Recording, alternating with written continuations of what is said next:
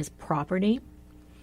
But other countries have established different definitions. Some say it's cash, some say it's this and that. It's really depending on the jurisdiction. But in the United States, it's considered property.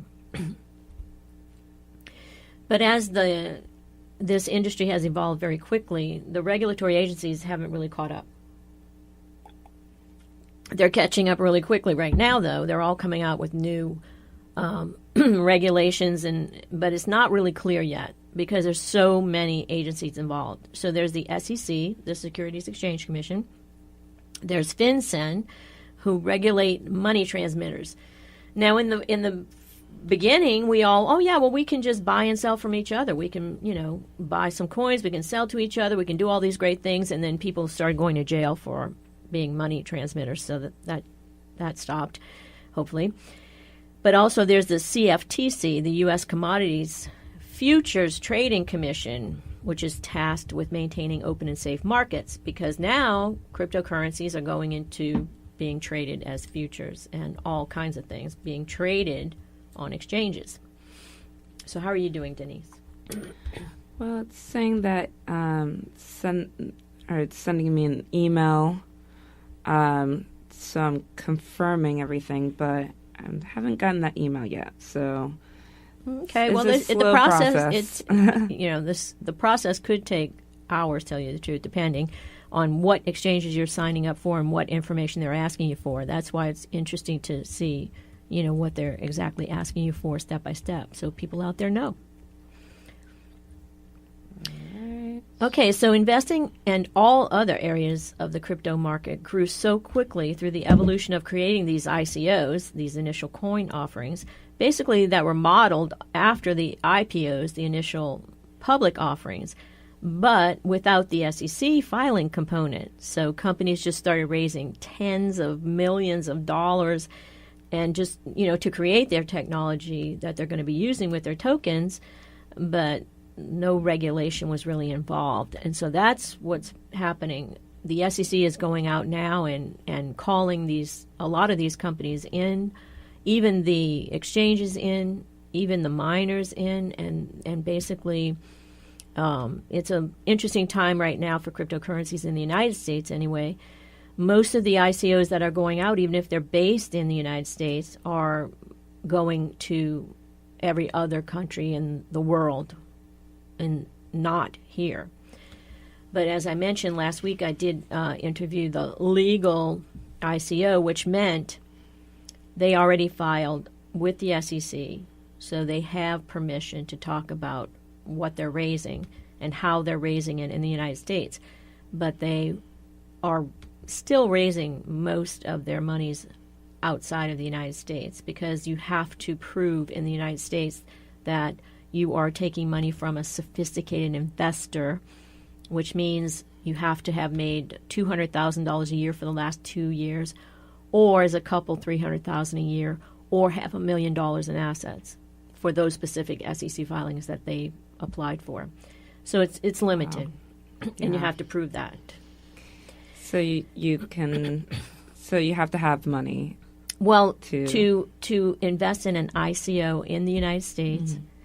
That has been or will be approved by the SEC. There are different filing regulations and amounts you can raise and how many people you can raise it from, and if they have to be a sophisticated investor, which we just discussed, or not. But that's what's so complicated and confusing in the United States right now. There's just no real clear way for a person like you just to go in ICO and start investing. Uh-huh. Okay. All right. There are other things happening in that space. There's SAFs, which are simple agreements for future tokens, which, they're going out and modeling, once again, a SAFE, S-A-F-E, that was used for stocks. But, again, there's just so much happening right now. We'll get into a lot more on future shows. Right. So how are you doing? Okay, so I have verified my email, and now it's asking me, now I'm back on the Coinbase website, and it's asking me about, or selecting my state for license requirements. I guess there's certain mandates. Yeah, to let you know, in New York, there's a BIT license that companies can get. There's only a few. Actually, Coinbase has one that allows you to, or companies to use cryptocurrency or work in that regard in New York. So Coinbase is approved for that. All right, now it's asking me to add my phone number. So all your personal info. Mm-hmm. Okay. So how do you get educated like Danise is doing now, and how do you decide what to invest in? Well, briefly, while she's doing that, I'm just going to say that I have an idea. Besides this talk show, I'm actually going to create, especially for women, because there's not a lot of women in this space, it's mostly men. I'm going to create a women investment club. So this club will actually have meetings. We'll get together on, meetups and maybe have different chapters around the world. We're actually talking to somebody right now in Israel who wants to be a part of this. And like that, create a huge women's group of women that can learn and invest, by learning from each other.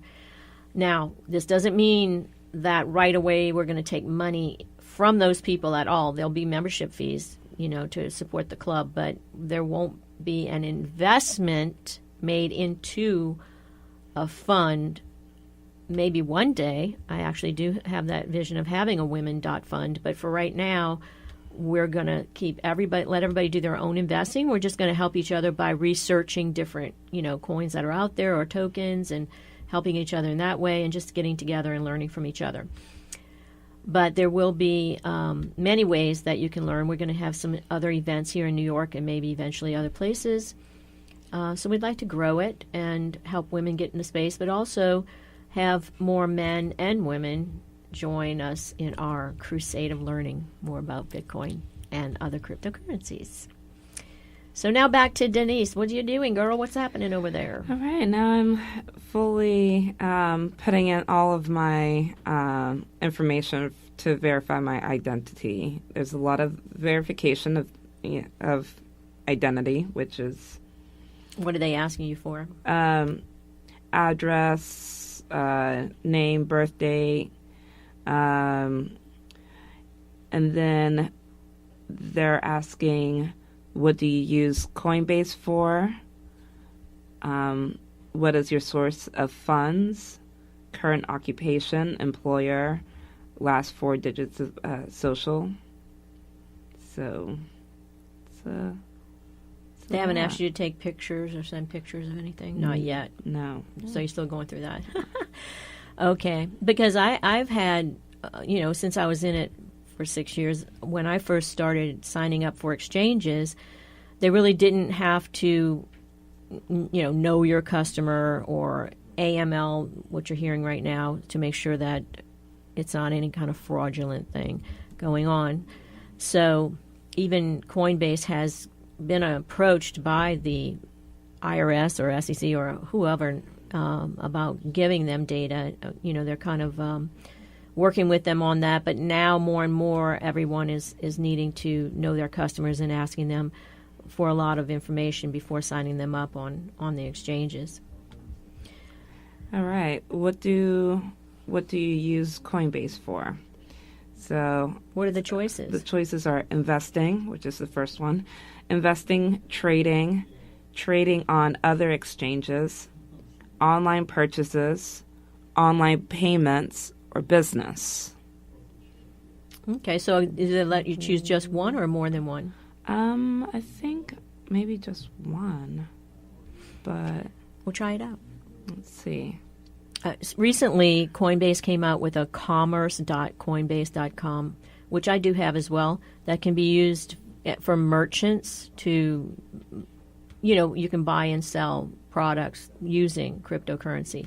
Now, on Coinbase, they offer right now 4 different coins, or there's Bitcoin, there's Bitcoin Cash, there's Litecoin, and there's Ethereum, or Ether. But in the future, they've announced that they are going to start having ERC20 tokens. We don't know which ones, but they are expanding what they're going to be having on their exchange. Now, Coinbase does have a sister organization or brother organization, I don't know what you call it, but it's GDAX, GDAX.com, which is a trading platform.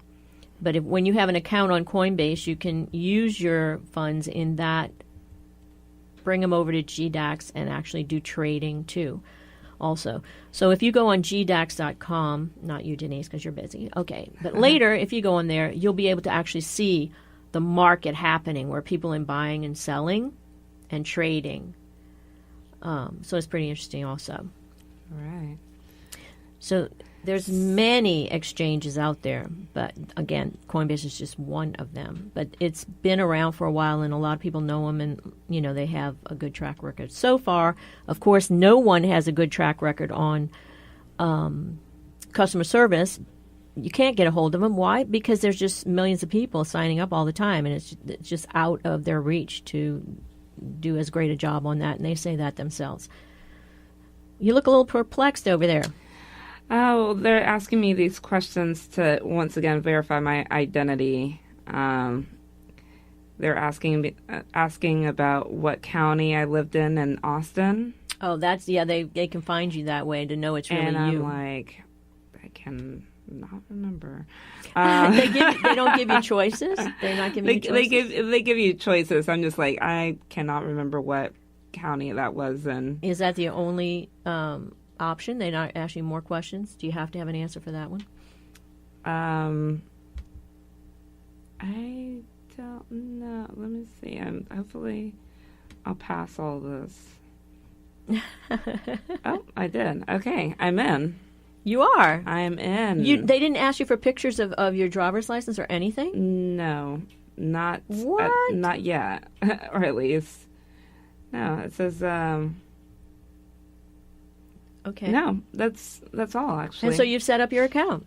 I set up my account. And then probably they're going to ask you maybe to put a bank account or some way that you're going to be able to buy. Complete your account, add a payment method. Right. So. Well, that's interesting because I had an account with Kraken, KRAKEN.com since the beginning. You go ahead and continue on. Yeah. I'm just talking to the audience here. Yeah.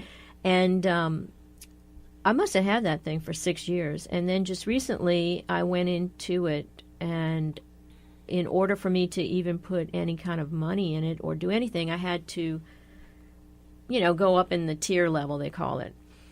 And to qualify to do that, I had to take a picture of my driver's license back and forth.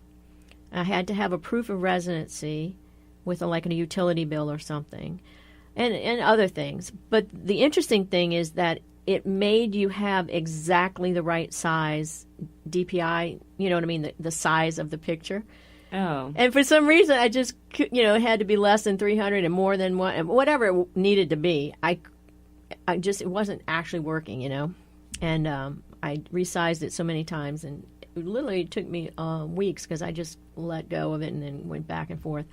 So if you can, and actually my sister set up a Coinbase account, and she was saying it took her a while to get some things. So I think the mad rush of the December is over, and they've been able to compensate now and have it be easier for people to sign up. So that's good. Yeah, it's probably calming down. So now they're asking me to add an account, like a bank account, and they say either use my bank account, which they say invest large amounts, and trades may take up to 4 to 5 days to process, and it says that is the way that's recommended.